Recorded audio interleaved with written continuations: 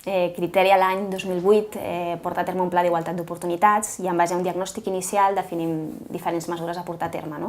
moltes d'elles vinculades a l'eix d'usos del temps i conciliació, i a partir d'aquest eix establim diferents elements dintre de la companyia, entre ells flexibilitat horària, tant a l'entrada com a la sortida en la gran majoria de col·lectius. D'altra banda, també l'opció de teletreball, que és un dels temes força valorats, amb la possibilitat de treballar des de casa, sobretot perfils que tenen possibilitat de connectivitat a través d'eines, etc.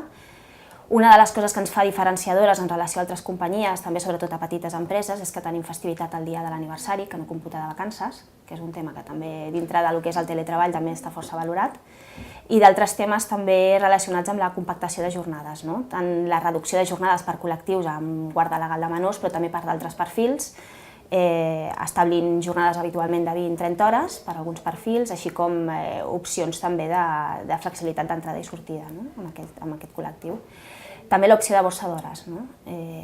tot el que és compensar no econòmicament el no poder retribuir en el que és salari, però sí amb hores de temps a la plantilla.